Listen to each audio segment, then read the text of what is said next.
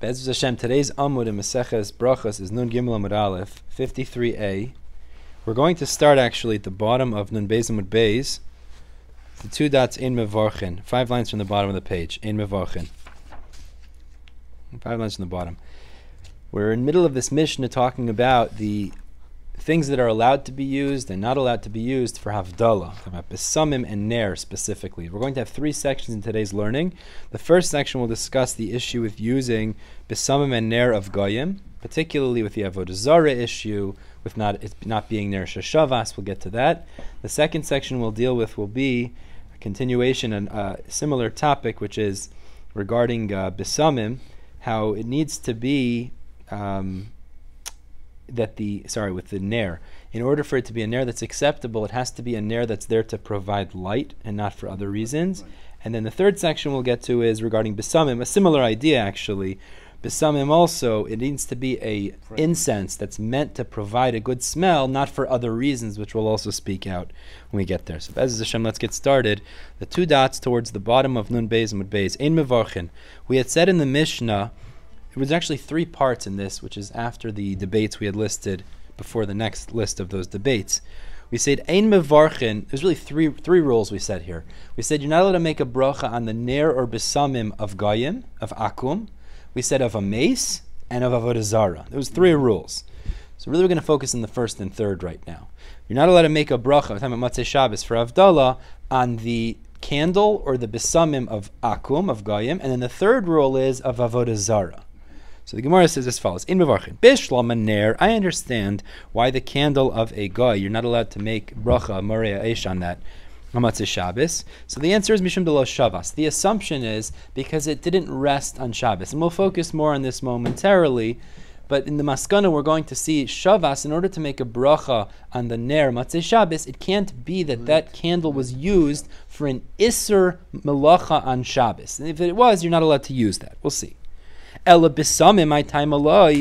regarding the incense of a guy, what's the issue? Why can't you use that?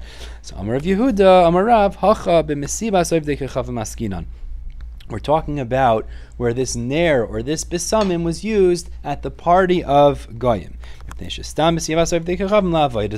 because those generally would be utilized for avoda zara purposes. It's like takrovus avoda zara. It's associated with service of avoda zara, and that would be prohibited both for ner, if it's used for lighting such a party, or besamim, if it's used to provide incense. Therefore, you can't make such a bracha. But the Gemara says it's a little bit difficult in our Mishnah because, like we said, there's a third clause in this sentence, which is Hami dekatani seifa in mevarchen layala ner v'layala besamim shel avoda zara. The third clause was you can't make a bracha on the ner and besamim of avoda zara. Mechal dereisha laba avoda zara skinan. It's mashma when we say akum, it's not talking about avoda zara. So Rabbi Chanina misura matam ka'amar. Really, the third clause is explaining the first clause. Matam ein mevarchen loyal ner v'loyal besam shel akum. What's the issue? You can't make a bracha on the ner besamim of a guy. Mipnei shestam mesivas avdikachavim la'avoda zara, because it's stam used for avoda zara. The loy shavas could also be an answer, but to group it together, the ner and besamim, it's an issue because it was used at their parties, which the third clause explains is an avoda zara issue. Now, regarding this idea of shavas, the Gemara wants to clarify. What is this issue? You can't use a candle that was not shavas, that didn't rest on Shabbos. So Tana Rabbanan, the Brisa explains, or shavas mevarchen alav, if a flame rested, or literally it stopped, it rested on Shabbos, you could use it Matzei Shabbos for the bracha, v'shaloi shavas ein mevarchen, but otherwise you can't. So the Gemara says, my Shabbos and my Shavas. What is this idea that a candle rested? Turning to Gimel Amud Aleph. Ine loy shavas machmas melacha. Maybe loy shavas means, in general, it was used for some sort of a melacha on Shabbos, and that would imply afilu me melacha de'etera, means it didn't even cease from a melacha of heter, meaning loy shavas would mean across the board. If it was used, it was lit on Shabbos for any malacha, even if it was something that for a Jew would be permitted, you still can't use that on Matzei Shabbos. Problem is, v'hatanya, but the Brisa says, or shalchaya v'shalchayla, if you have a light that was lit for a midwife in providing aid to help a woman give birth, or a chayla that was again necessary, which is both sakana and you're allowed to light that fire on Shabbos. Mevarchin alav. You see, it's not an isser because even though it was lit on Shabbos, it was in a derech heter, and therefore this is permissible. You could make a bracha. So says the Gemara. You see, it's not in general if it was lit on Shabbos. Rav Nachman bar Yitzchak, my shavas shavas machmas meleches avera. It means that it has to be that the fire ceased from being used in some sort of a meleches avera. So let's just explain. What does that mean? It means if a guy lit a fire on Shabbos, but it was done in a way that wouldn't be also for Yisrael, Yitzchak could make a bracha on that Matzah Shabbos. It would only be if it was lit by a guy on Shabbos in a way that would be usher for Yisrael, just general lighting a fire, that you can't make a bracha on Matzah Shabbos. Tani nami hachi, the Brisa supports this. Hashashis, if you have a lantern, and it was lit the entire day of Shabbos, kulai, so Matzah Shabbos mevarchin aleh. You could use it on Matzah Shabbos. Doesn't make a difference. That's the guy's fire, but there's no issue there. Again, where you remove the avoda zara problem, because l'chayr, then we say this wouldn't be an issue of being an issue of shalei shavas. That's considered shavas as it wasn't lit on Shabbos. So this is talking this. This brisa is saying what? Across the board, l'chayra. Who lit it, or a goy who lit it? No. A lantern was lit all of Shabbos. It was before Shabbos. So again, there's no isser because it wasn't an issue of lo shavas. Right. That's the point. Tzana Rabbanan continues the Gemara. The brisa says something perplexing. It says as follows.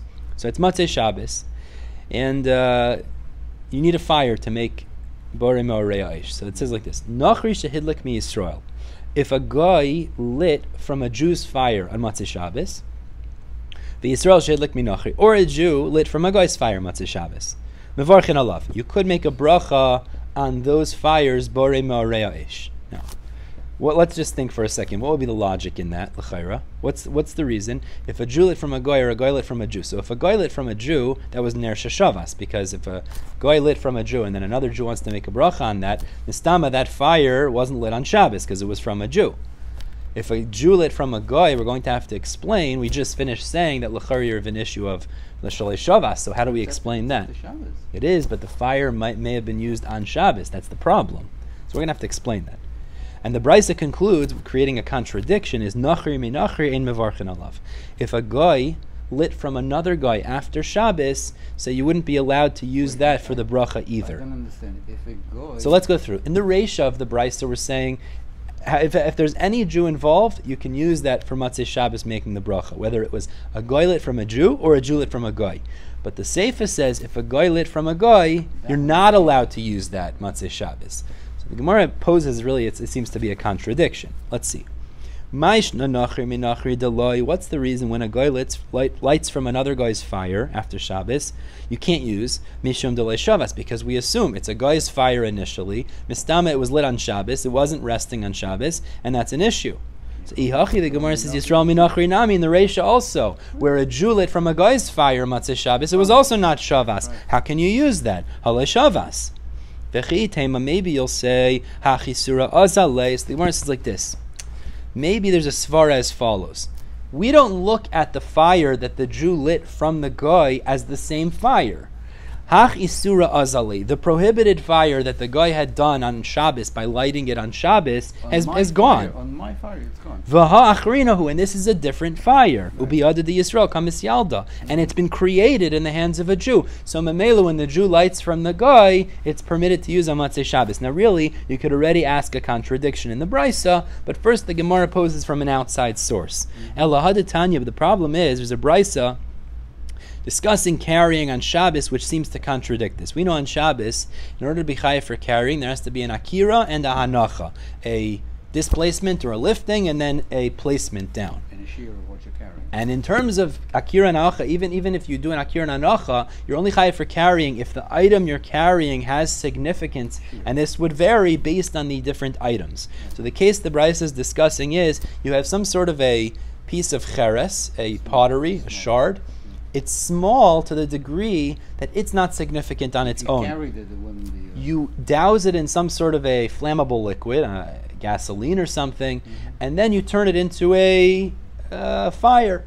Now you're carrying that on Shabbos. You're not going to be chayav for carrying the coal or that item itself because it's too small to be considered significant. But in terms of the fire, Zok the Brisa, Netanya, Hamaitzi shal heves l'shus harabim. If somebody brings a flame, again in the case that I illustrated, to the public domain, chayiv. The Brisa says you're chayiv for Haitzah on Shabbos. But the way you're describing it is, the moment later you change the fire becomes something different. So masha akar lahiniach. If so, what you picked up is no longer what you're putting down. And what you're putting down you didn't pick up. The way we're interpreting it now is, as time passes, that becomes a new fire. And if that becomes a new fire, and that's why Yisrael can light from a goy matzah Shabbos, why would you be chayiv over here? You did akira on the original fire, and this is the byproduct of that. This is an entirely different thing. So Ella, the Gemara says, you have to say that included in that fire, that's the new fire we could call it, there is an element of the original Isser fire as well. However, when you're making a bracha, we look at it as an additional fire that's attached onto the original Isser Dika fire that may have been Ner Shalei Shavas.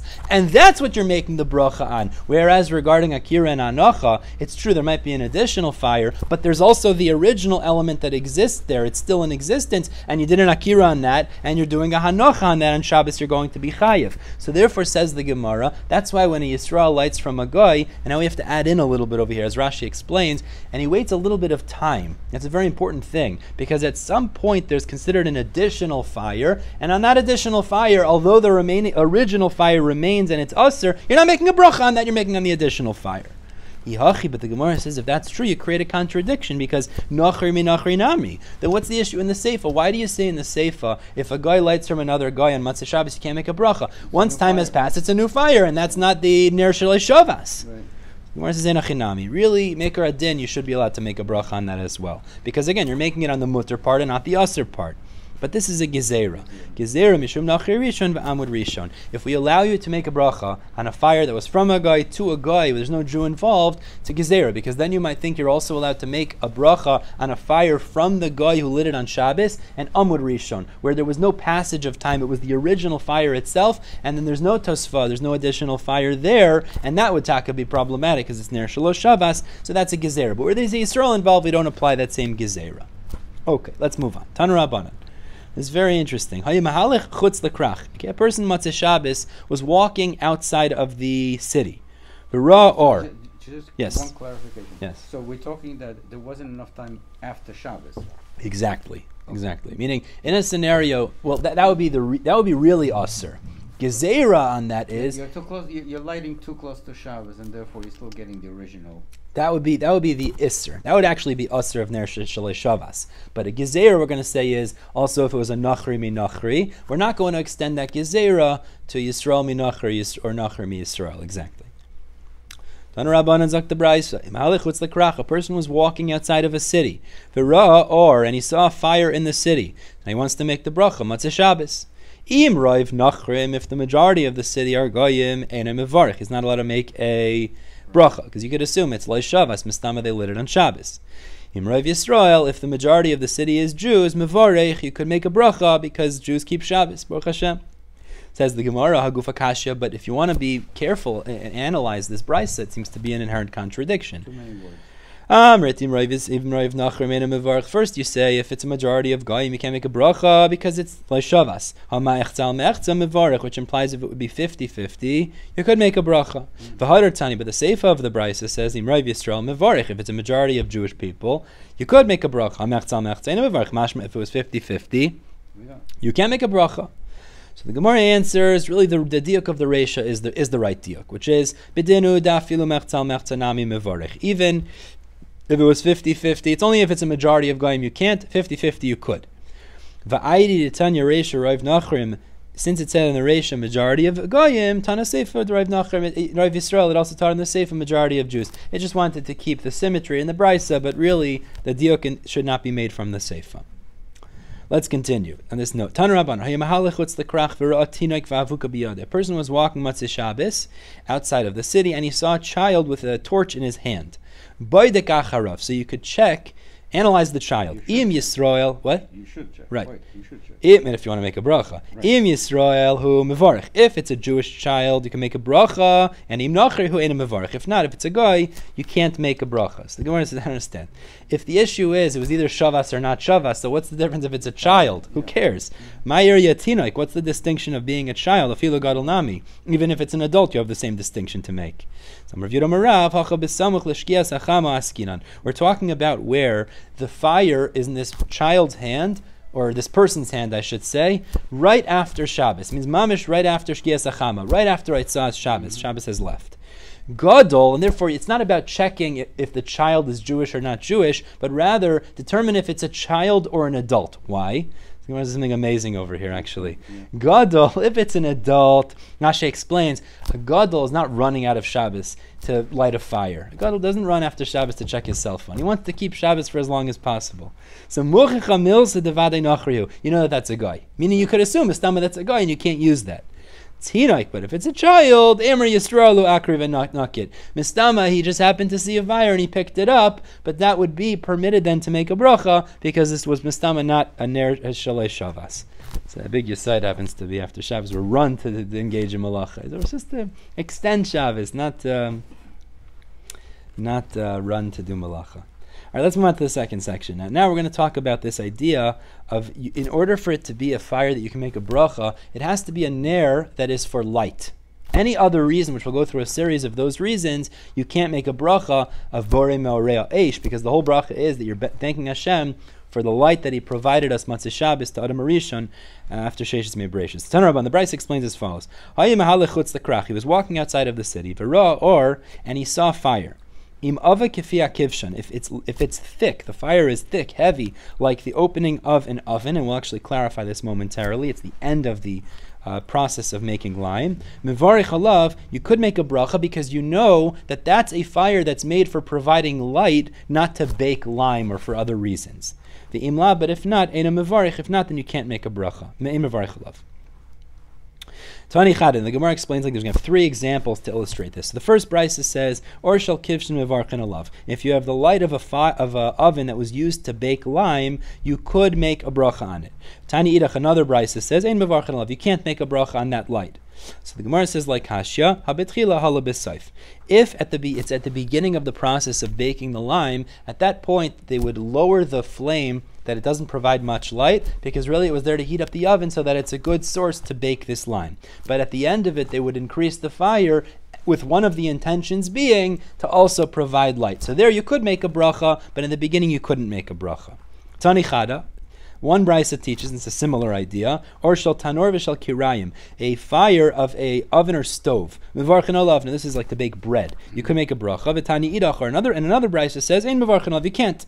So like Kashi, no problem. Habetchila halabisof. Again, in the beginning, before the bread is put in, so ein mevarchin olav, you wouldn't be allowed to make a bracha, because l'chara then it wasn't made for light, rather it was to heat up the oven to make it ra'oi for baking. But in the end, that you could make a bracha, because at the end when it was almost done, it was there just to finish the process, etc. So then they would actually increase the fire also for light purposes, and that would be appropriate to say borei me'orei ha'esh.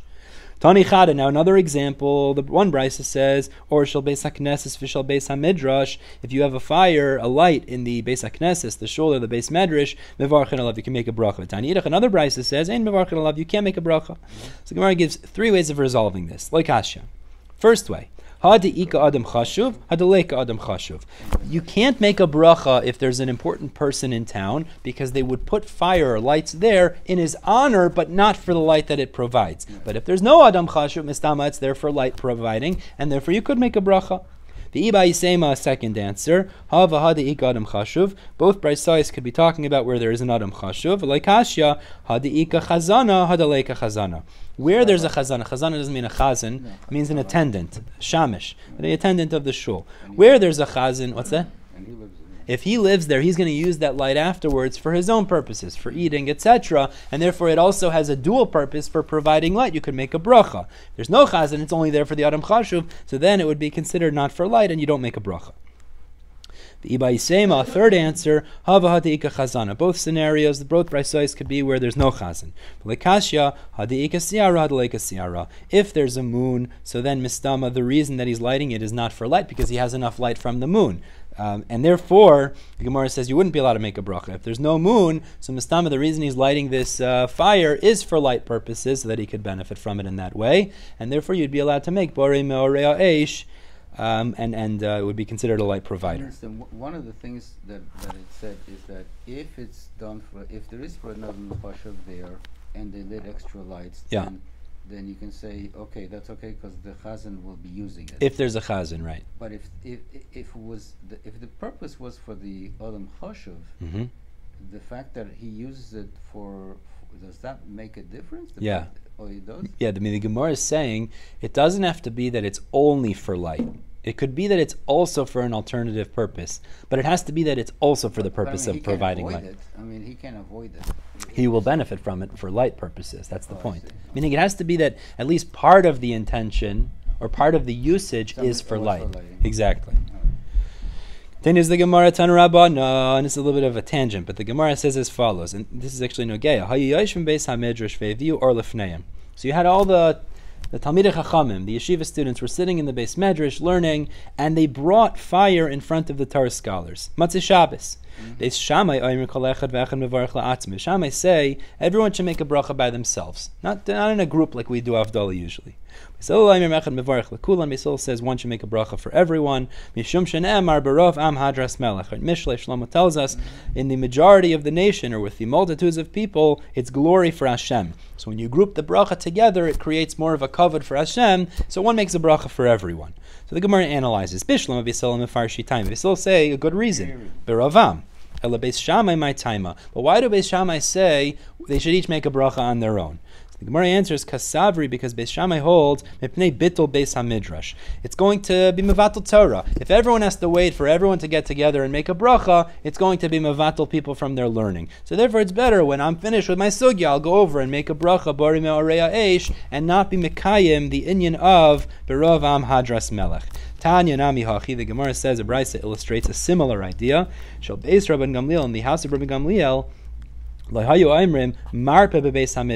wouldn't say gesundheit, right? As Rashi explains in the Beis Medrash, when somebody would sneeze, mipnei bittul Beis HaMidrash, again, because that would take people away from learning, even though that is the appropriate thing to do. Rashi explains, like I just said, they used to say asuta or marpe, which is healing. This was the thing you would say when somebody would sneeze. They wouldn't say that. Similarly, Beis Shammai says, make a bracha bari me'orei ha'esh on your own. There is a very interesting Gilyon HaShas here. Do you see it? Okay, so the Gilyon HaShas explains this idea of saying gesundheit when somebody sneezes. Actually, if you ever thought about it, it's a very strange phenomena. Because somebody used to die, and they used to think that they sneeze before they die, so Yaakov Avinu asked for chayla. Exactly. So he quotes Pirkei Rabbi Elazar, Perek Nun Beis. I'll read it. If you look on the side, you have that Meseras HaShas, Gilyon HaShas, excuse me? Gilyon HaShas. I don't know if you have it there. Yeah. Let's see. V'hu b'Pirkei Rabbi Elazar, Perek Nun Beis, miyom shenivru shamayim va'aretz lehaya adam chayle, people wouldn't get sick. Ella im haya b'derech hay b'shuk v'haya oitesh, the person would sneeze and the place that the soul came in, it would leave. V'nishmasa yoytze min achirav, and his soul would leave his nostrils. I wonder if that means you wouldn't sneeze otherwise. Meaning today you get debris in your nose, you sneeze. But I wonder if it sounds like that would be a death sentence essentially. Till Yaakov Avinu came, he davened v'amar, and he said, Ribono kol olamim, al tikach nafshi mimeni ad she'atzava es bonai ubnoisei. He said, this is a very impractical thing, because I need to get sick so that I know my time is limited, and then I'll give a tzava, straighten my affairs, etc. So he davened, v'ne'etar lo, and HaKadosh Baruch Hu accepted it. So therefore, when a person sneezes, you should say chayim, right? Chayim, or you should have life. Or this death turned into light. To hell or. So the point is that we remember that, and now HaKadosh Baruch Hu made it that when we sneeze we don't die. So therefore we say you should be gesund, because this used to be a way that somebody would die. Very interesting thing. One of the answers to a sneeze is asuta. That's the name of a clinic in Israel. That's why it's called that. I'm saying it's very interesting. What I find funny is how the Goyim also say bless you. Why do they say bless you? Maybe because they took it from us. I don't know, but what else? I'm just saying it's a funny thing. I don't know what their cheshbon. We have a cheshbon at least, I don't know. I say bless you. Why should we be blessed? What shaykhs to a sneeze, Anyways, okay. Let's continue. Let's go back. Let's move on to the third section now. So this was the middle section of that. We said goyim, akum, mesim, and then avoda zara. So we said you can't make a bracha on the ner or the besamim, the light or the incense of dead, meaning they were used in the process of the dead. So where's my time? What's the reason for that? He says like this. Because in order for these things to be properly used in bracha, it has to be, again, that it's for light, the candle, and the incense is to provide a good smell. And these don't fulfill that purpose. Because ner l'kavod hu davida, when they would put a candle by the dead, it wasn't there for providing light, but rather it was there for honor. And besamim la'avurei reicha hu david is very interesting. And the incense of the dead was not to provide a good smell, but it was to deodorize. It was to take away a bad smell. That's not the same thing. And we'll go through a series of examples as well. Amar Rav Yehuda Amar Rav, Kol shemaytzian lefanav b'yom u'v'layla. If you have a dead person who's very chashuv, and they put light next to his corpse, both during the day and the night, ein mevarchen alav. You can't make a bracha on that, because the fact they put it there during the day shows that it's there for his kavod and not for light. But if they would only have the light there at night, mevarchen alav, you could make a bracha, because clearly it's there for light and not just for kavod. Amar Rav Huna continues, B'samim shel beis hakisei, the fragrance in the bathroom. V'shemen aseh lahaviras hazuama. We've spoken about this. They would bring oils, scented oils, at the end of the meal to wipe away the schmutz from people's hands. And mevarchen alav. Again, you can't make a bracha because those things are to remove a bad smell or a bad incense, and therefore they're not to provide, and that's not considered ro'eh for that bracha. So the Gemara says, l'meimer, this would imply, the koleicha dalav l'reicha avida, that in any scenario that it's not there to provide incense, a good smell, lo mevarchen alu, you can't make a bracha. But the problem is, meiseve, we have a kasha from a brisa, a tosefta. Nechnas lechanusa shel boisim vehiriach reach. Someone goes into a shop of spices of incense, and he smells a good smell. Filo yashav sham kol hayom, even if he sits there all day, he only makes one bracha, meaning it's considered a long extension of the same bracha. Nichnas v'yatza, nichnas v'yatza. If he goes out and in and out and in, mevarich al kol pam upam, he makes a bracha each time. Now the Gemara makes the following assumption. The Gemara says, "V'ha'acha delav l'reicha v'da'avida." Might be the opposite actually. The shop owner doesn't want you to smell; he wants you to purchase, and yet you see you make a bracha. Become mevarich.